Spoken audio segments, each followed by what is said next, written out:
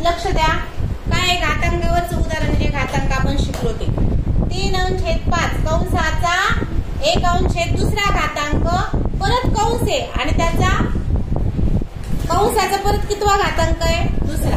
आपण घातांकाचा एक नियम शिकलोय बघा, ए कंसाचा कंसामध्ये ए चा यमवा घात कंसाचा यनवा घात असे बाहेर किती पण कंस लिहित गेले ना तर काय फरक पडत नाही.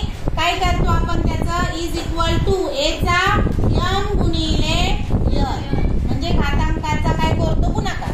जेवढे घातांक येतील तेवढ्यांचा काय करायचं गुणाकार करायचा. कंसाच्या बाहेर अजून समजा आला अजून एखादा आला तर तो पण गुणिले करायचा. मग यांचा गुणाकार किती आला, यम गुणिले यन. म्हणजे हा जो आहे ए समजा मधला पाया आणि याचा घातांक किती 1/2 आणि त्याचा घातांक किती आहे 2. यांचा काय करायचा आहे गुणाकार.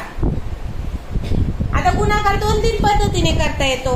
अंशाचा गुणाकार त्याचा अंश काहीच नाहीये म्हणजे अंश किती याचा 2, छेद काहीच नाही म्हणजे छेद किती आहे. अंशाचा गुणाकार किती आणि छेदाचा गुणाकार बे1, अंशाचा गुणाकार बे1 आणि छेदाचा गुणाकार बे1 बे 2 पैकी 2 म्हणजे 1. किंवा दुसरा अजून एक पद्धत 1/2 गुणिले 2. तर काटाकाटी म्हणजे संक्षिप्त रूप देऊन बे1 बे 1 गुणिले 1 म्हणजे 1.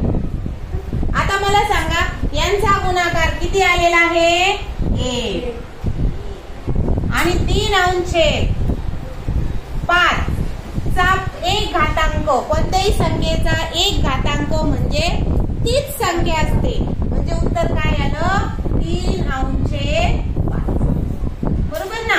तिसरा पर्याय काय 3/5 म्हणजे कोणत्याही संख्येचा आपण बघा ए चा पहिला घात काय असतो तीच संख्या असते बरोबर ना. ए चा पहिला घात काय असतो तीच संख्या असते.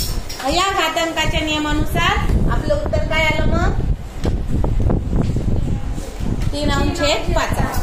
हे उदाहरण आपल्या इस्रोच्या तालुक्याच्या प्रश्नपत्रिकेत आलेले अशा अनेक उदाहरणं आलेले.